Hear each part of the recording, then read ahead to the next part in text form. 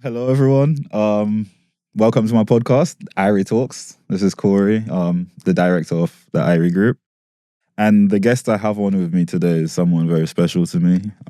They're a personal friend, but not only a personal friend, someone that's inspired me to really take this step in starting the podcast that I wanted to do. We had one meal and it went off from there. So I'm going to let her introduce what she does and please meet Diana. Thank you so much. Okay, first of all, I want to say I am so honored and so grateful that you have me as your first guest. Like what you said, we're personal friends outside of this. And I just want to say that I'm so happy to be here. And I know that this vision of yours has been on your mind for such a long time. So long. And then we went for lunch one day and we spoke about it and how to bring it to life. And here we are. You brought it to life so quickly. So Exactly. It's so exciting. But my name is Diana and I am a life and transformation women coach. So I actually help women rebuild their self-worth and confidence after leaving toxic relationships and basically rise into the women that they've always wanted to be and build an aligned life. That's what this podcast is about. Obviously, I've posted about it on Instagram quite a lot, and I've said I'm going to be getting entrepreneurs on to speak about their journeys and what they do, and just business owners and people that are finding the balance somehow to manage their jobs if you have a 9-to-5 and manage the business and do this and do that and keep up with their content and stay motivated and stay happy and not get overwhelmed by social media. So that's what this podcast is about. And I'm happy that you're on. So what tell me a bit more about your profession. Like what made you start it? What was? Yeah, of course. I do want to mention what you just said about balancing everything. It's definitely something so difficult, and I think it's one of the reasons why a lot of people don't start what they want to do. I personally, have this challenge, and I've always had this challenge. I'm a single mom of a 2-year-old lovely boy, and I work full time actually in accounting. So that's my 9-to-5. However, I am actually juggling single motherhood, my 9-to-5 and my purpose and passion, which is life coaching. So I actually started the business officially and I launched my coaching program only this year, believe it or not. So that's when it started. It really officially started this year when I became a qualified, certified life and NLP coach, and when I actually launched the program and signed my first client. So it all actually happened this year. And recently you did a talk, didn't you? Yes. What was that about? Yeah, of course. So basically, I actually started the journey from last year. So it came about, I've always wanted to do something outside of accounting, and I know you can relate to that. I've always wanted to have something that, that has an impact, that is purposeful, that also allows me to have the freedom. But I never knew what it was until I left a toxic and emotionally abusive relationship in 2023 with my newborn, and I had to rebuild my whole life from scratch.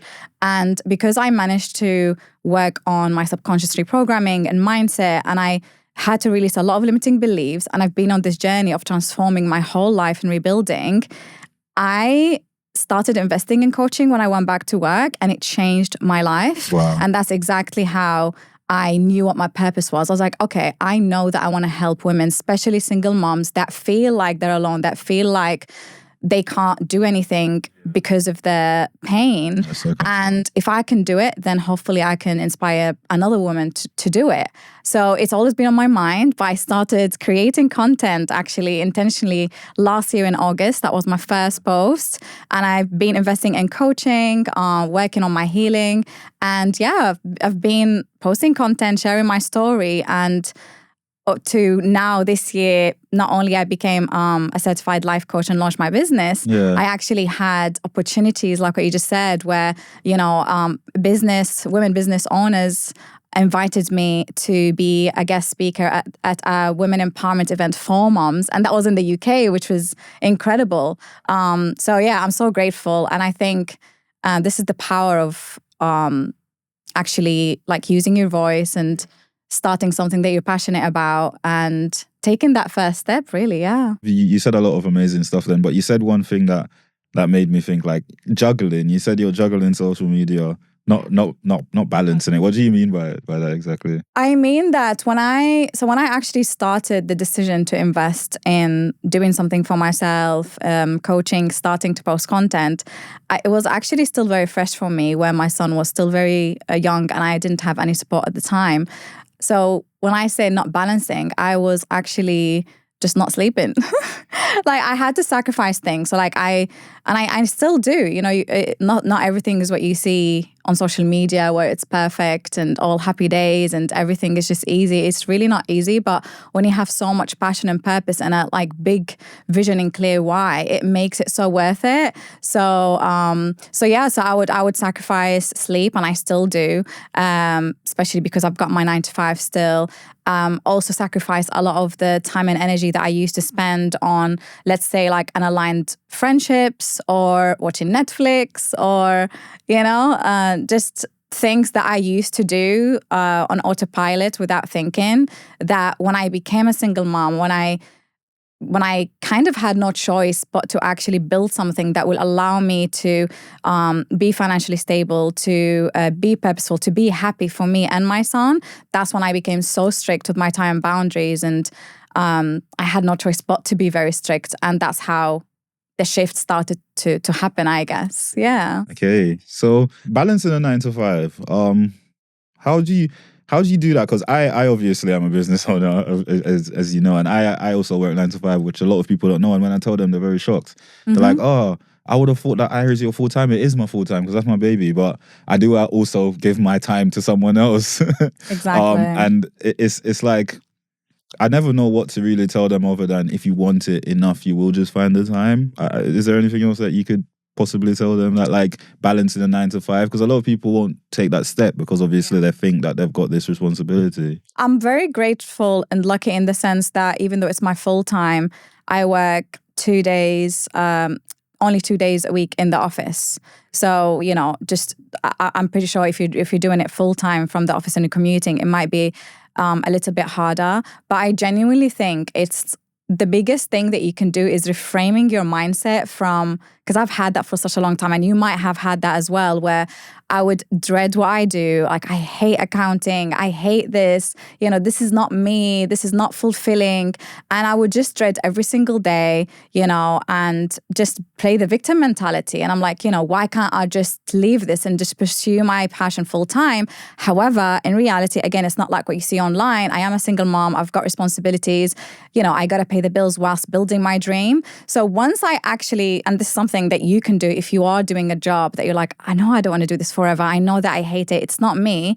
Well, just reframe your mindset and just think, this is temporary and it's funding your dreams. Like, use it as a tool. And I think once I made that shift, now I actually, like, when I go to the office, when I do my work, like the big things that used to stress me out so much that everyone moans about, you know how it is with your 9 to 5, corporate 9 to 5s, it doesn't bother me anymore, because at the back of my mind, I'm like, actually make the most out of it. Enjoy your coffee when you go to the office. Like, enjoy, you know, socializing with these people and maybe bring in the energy and the things that you've learned from your business to it, because you know it's temporary, because you know it's just that bridge. It's not forever. And I think it will only be very difficult if you're keeping this business idea or like vision in your mind, but you're not doing anything about it. And you're like, you know, when am I going to be able to leave my 9 to 5 because I hate it and I really want to do this, but, you know, I can't do it because I need to leave.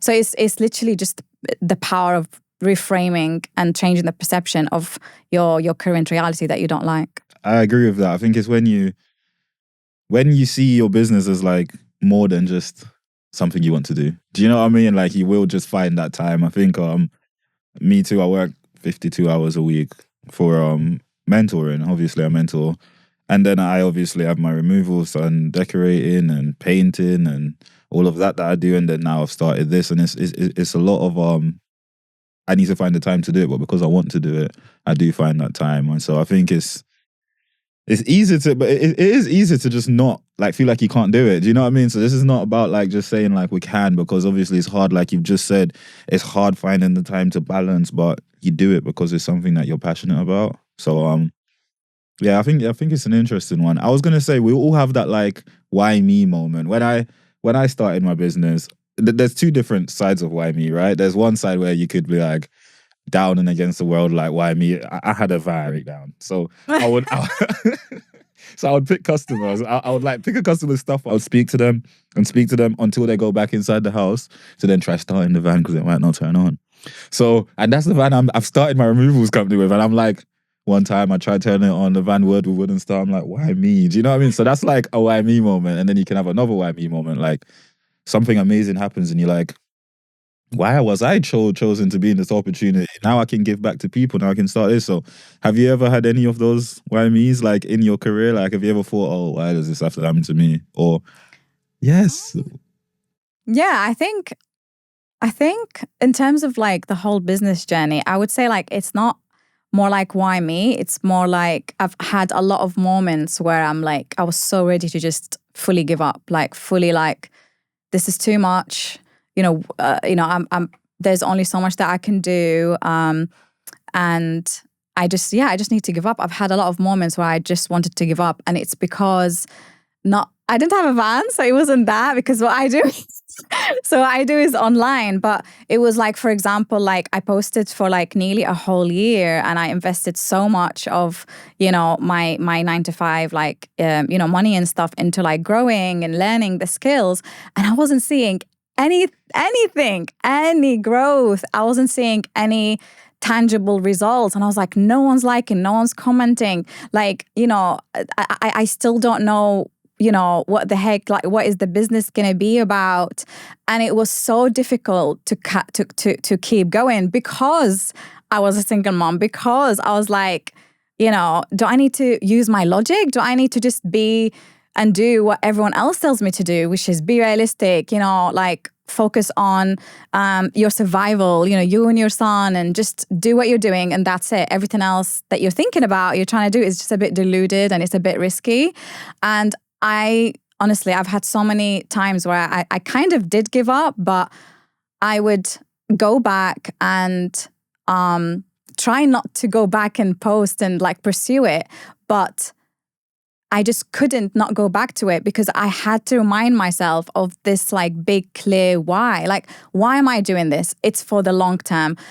If I don't do it, like, what's the worst case scenario? Yes, like people might not like, it might take forever to grow, but it fulfills me. And if I don't do it, I'm just going to stay stuck in the same position, doing the same thing for the next like 10 years. And I'm just going to be moaning about it forever. So I kept having to like give myself that pep talk of, you're doing this because you want to have a life that you're in control of. You want to show your son what's possible. You want to build something that means something to you, not just make someone wealthier, right? So I think that was like the why me thing. Just a lot of times, and I still get them now, where you're like, is it, like, is this working?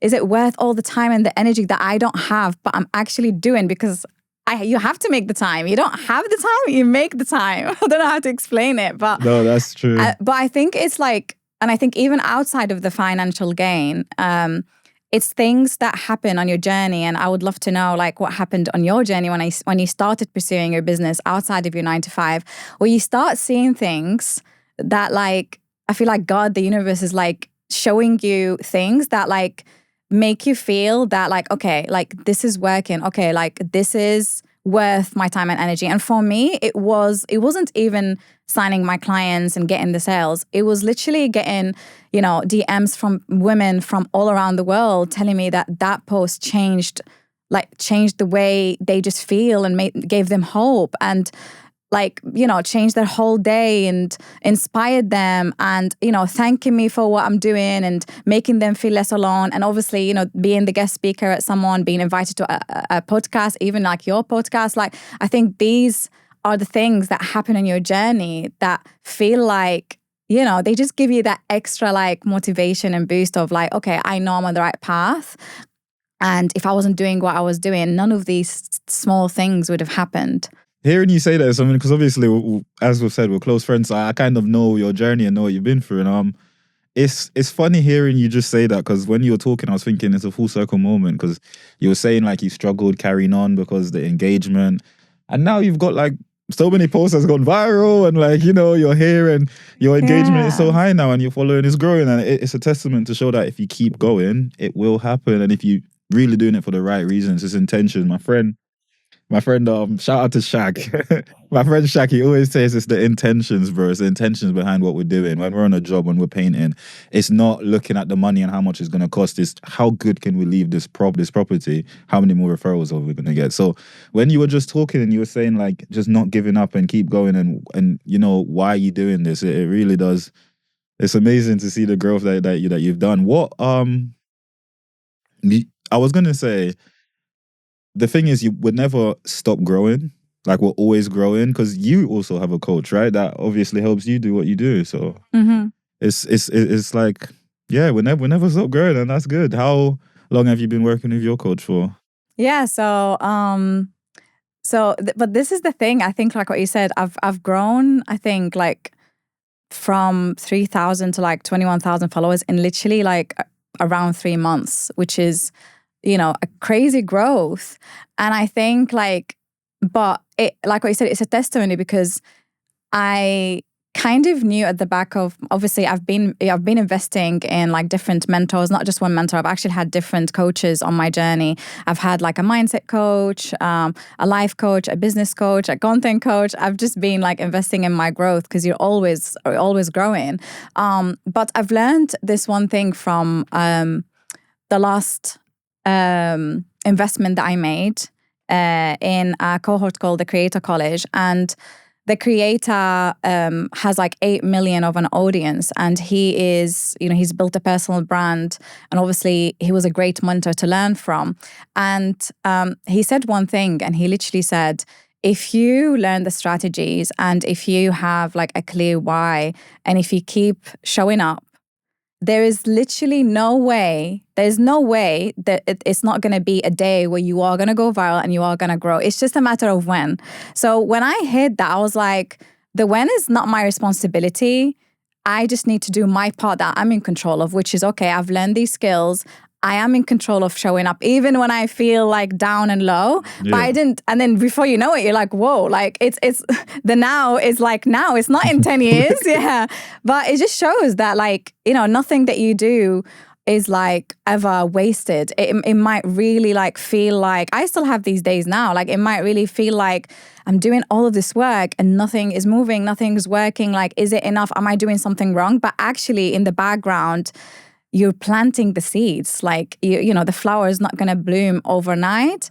And it's like every single thing that you do is like, it's obviously is going to build this wonderful like flower at the end of the day.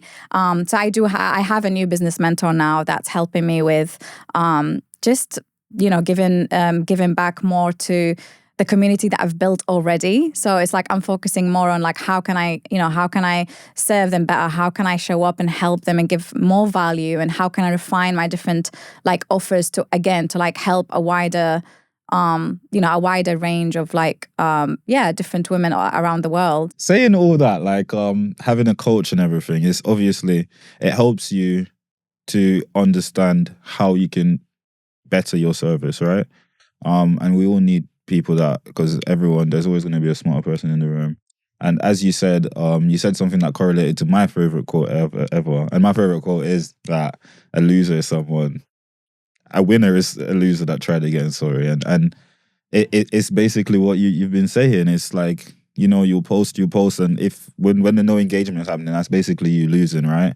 But if you gave up, then you wouldn't be here where you've now won. So I really wanted to touch on that. What made you become an entrepreneur? Like, what made you want to own your own business? Was it when you were sitting there and you first had the idea? I know you touched on it a bit earlier, but was it like, I want to create financial wealth? Because I'm going to be so honest, I didn't start a removals company because I wanted to be a removals man. Do you know what I mean? I'm not going to be honest. I've always, my family, like, I wanted to now create a new generation with wealth. So that's why I started my company. And then over time, it's really given me a sense of direction where I've wanted to go, and it is giving back. Hence why I'm sitting here on this table with my Irie cushions. Shout out to Eames Print. Shout out. Eames Print did these for me. They're amazing, actually. But yeah, so I know why I started, because my first reason for starting was actually for financial gain, and I'll be very honest about that. It's changed now. What was your reason for actually starting this business? The whole idea of wanting to have my own business has been like, I've had it for years, like from literally probably like I've been doing accounting. I've been in the corporate world for like over 8 years now. And I think maybe after this second year, I was like, I don't want to do this. I want to do something that fulfills me. But I didn't know about doing like having my own business, or I kind of fell into accounting because when I came to this country at the age of 16, I couldn't speak English much. So I didn't have the choice otherwise I've always been interested in like the human mind and how like it works. So I would have pursued more of like the psychology route. But yeah, I sticked with math. This is what foreigners are good at, right? So I just sticked with that route. And then, I carried on and I was good at it and I just continued to do it. But you might not know this about me actually. I've actually been trying to do different businesses on the side. Like even before. removals and stuff? No, not removals. I was going to say, jump on the Irie team. Let's not talk about driving, okay? If you see your car, you'll know why that's so funny. I can't even park straight. But okay. That's just it. Okay. All right, cool. That one got me. Yeah. Okay, yeah. So even before becoming a single mom, before I became a mom, before I got into that relationship, like I always would like invest actually and like look into doing other things. But the things that I tried, I just failed at miserably and I didn't enjoy. So for example, like I did network marketing in person. So back in the days when you have to like buy the whole skincare products, and I would like bring people around the house. Yeah, it was. Okay. I didn't enjoy it, but I tried it. You've always had a mindset to want to like own something. Yes, yeah. And I think it's because I know I found it fulfilling. And then I also tried trading, but I got scammed. Right, I'm going to have to get you back on to talk about that one. That needs to be an episode on its own. I mean, again, you grow as a person and you get better. But when you're so new to everything, it's very easy for you to... You're naive, aren't you? Yeah. Like, you're like, oh, I really want to do this. And I just believe... it didn't work out. And... but yeah, then... obviously, to be honest with you, it was 100% the financial stability as like a core reason when I started investing in digital marketing and understanding. Stuff, because I actually, when I left the relationship, 1 month before going back, because I was on maternity, 1 month before going back to my job, that I was like, because I didn't really have... I think I only had 1 month maternity pay and it was really bad. And my job was in London and I had moved to Manchester when I left the relationship. So I was like, okay, financially, I have nothing. But in 1 month time, so I was due to go back to work. And, you're like, okay, like I'll be fine, right? Like I'm gonna have a stable income kind of. However, 1 month before going back, they actually let me go. Like they literally said to me, unless you come to the office 4 times a week and commute. And I was like, this is crazy. But as a single mom that's been dealing with a lot of things, I was like, I don't even want to go into like disputing that. I ain't got the time. Exactly. I have to find, I have to find a way. I had to find another job straight away. So I actually found, thank God, I'm still in this job. I found another job in like within a month that I'm still working at now. However, that is what made me realize the reality of a 9 to 5. They don't care about you as a person. They don't care if you've just... I was like, the talks, I've just given birth. I've left, and I said to them, I've left my, my abusers based in London. I cannot go back there. They don't owe you anything. They just treat you as a number. And it hit me deeply. I was like... Because you give them your all. They don't, yeah, exactly. And it was women that were working there as well. But so it hit me deeply. And I was like, I need to find a way where I'm in control of my finances. I cannot rely on a 9 to 5 forever, because this is the reality of it. Like if you, God forbid, if you die tomorrow, they'll just replace you. Like this is the reality of it. And so that was the reason why I didn't care about using credit cards and all of these things to actually make my first investment and start posting. However, there was another reason behind it as well, which is I've always wanted to have something that would fulfill me, will make me wake up and think, I can't wait to do this today. And, create. And then obviously, then I realized when I started posting, and you start healing Of course, through the through journey, your and you journey, grow. Yeah, it becomes so much more than the end goal So of.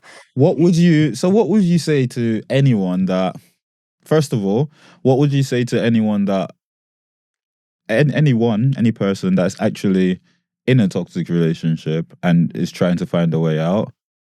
And what would you say to, it's a two-part question, and what would you say to anyone that wants to start a business? It's not the same thing, obviously, so you can divide it. But you can start with the first one. I think it's really, really, really difficult because and I think unless you've lived it, you don't realize the reasons why people stay and people go back and, leave and go back. And thank God I didn't, I didn't stay for years and years, but I did go back. So I know how difficult it is, especially if you are, carrying a child or pregnant or vulnerable, or you don't have a circle around you, which was my situation. But I think it's really difficult. But I think the biggest thing is accepting what's the person that you're in a relationship with, just accepting that this is who they are. So they're a narcissist and you cannot love them into changing. You literally cannot do anything to change them.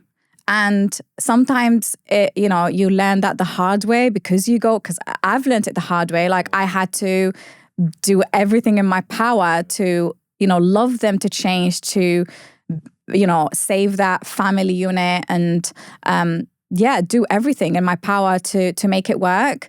But you'll realize that it only gets worse. You'll start to lose yourself in the process. So I think it's if you do, and I've only educated myself about narcissistic abuse when I left. I actually didn't know anything about what a red flag is, what abuse was, That's the thing, isn't the signs. it? You just know that it's wrong and you're losing yourself and it's too late and I have to save me and my child. However, I think back then what I would have advise someone that's in it now to do is, if you think there are signs, educate yourself. Go online, go online and just, maybe figure out, are these signs of an abusive relationship? And if they are, and you being ready to accept that this is not about you, that it's not that they there's something wrong with you, so they don't love you. It's not that. They're just, you just have to accept that you need to obviously save yourself and leave. Until they're ready to get help and actually do therapy and learn why they're being like that, because it's from trauma. It's from trauma. It is from trauma. Until they're ready to take that deeper look at themselves, you need to protect yourself. 100%. I'm guessing, and also taking accountability that your own self-worth has and your own trauma has attracted this kind of relationship. So I would say, if you have accepted this, if you know that this is a toxic relationship, if you are losing yourself and you're ready to go, have an escape plan. And that's kind of what I did. So, financial abuse also happens in a relationship, but, try to have some sort of pot, hidden away. Start thinking about your escape plan, because I did, is there someone safe that you can go to? Can you get help from charities, from organizations? Your best thing is planning a safe escape plan and just getting out. Because a lot of women that message me, they're so a lot of them are so concerned about the third step. But what if I feel so lonely? But what if I can't rebuild my life? I'm trust me, you cannot rebuild your life, and you cannot rebuild your self-confidence and basically, have the freedom and the peace when you're still stuck in it. It's impossible. You're living in survival mode, fight or flight. Of course. So I always say the first thing that you need to do is your escape plan. Yeah. Once you're out, I mean, it happened to me, God will provide, things were going to fall into place. Because when even on the first day you get out, I'm not saying it's easy, but when you realize that you can breathe, you can be, you're in control of your life again, everything changes. Wow. And what would you say to anyone quickly that would like to start a business and just struggling to do it? Just really just scared. Yeah. Okay. I would say, it's a quote that Layla Hormozi mentioned, and I love her. And I think it's from Tony Robbins, but it says like, if you stay in your head, you're dead. And I think it's so important. It's so important because it's like, just get out of your head and literally take the action and start something. Like take that one first step, because action is just going to be more important than any other manifestation practices. The second thing that helped me, and I believe so deeply, if you can invest in a mentor / a coach. And I'm not saying just because it's the reason why I invest in mentors and coaches is I invest in someone that has lived something that you've lived, so you've struggled with, and has come on the other side, or living the life that you're building, that next step that you're trying to do. These are the people that are qualified to help you, right? Like if I want to start a removals company and I know you're my friend, like it's easier for me to go to you and say like, what did you do to start this? And then you would teach me based on what you've experienced. You've got the experience, rather than me thinking, okay, like let me, what do I do from scratch, and go and, Google and YouTube, and what I mean? And there is, you can always get free resources online when you find someone that you resonate with, or someone in real life. But having that mentor is just gonna it's just gonna give you that accountability and give you that push to just be like, get out of your own head and just take that action. Well, amazing. That is exactly what I say to everyone as well. So yeah, thank you. I mean, you live it and breathe it every day. Exactly, you know what I mean? Can we just say, like, Sham's just done this with this podcast. I actually thought, like, we had the conversation because you've told me that you've had this vision for so long. And I genuinely thought it's just going to stay in your mind for like, maybe another month or two. And then maybe you're going to do like... I just started sending you pictures. This guy, overnight, I was like, yeah, I've got the podcast. I found the podcast studio, set up the page, set up the logo. I was like, wow. So you are the definition of an example of like, you could have found so many excuses, of course, not to do this because you're busy. Like, yes, you don't have kids, but everyone's got so much on. You've got your job, you've got your business, you've got your personal life, you've got your fitness, all of these things. You still made it happen because you like executed. You didn't leave that room for everything that's going to come to your mind. Like, this is not the right time. You literally just thought, let's go all in. And do it. And that's what this podcast is about. So I hope you enjoyed this episode of IrieTalks, and there will be many more to come. I'm sure you will see this pretty face again. Thank you so much for joining us. Thank you. Oh, thank you for having me. It was amazing. And yeah, stay tuned.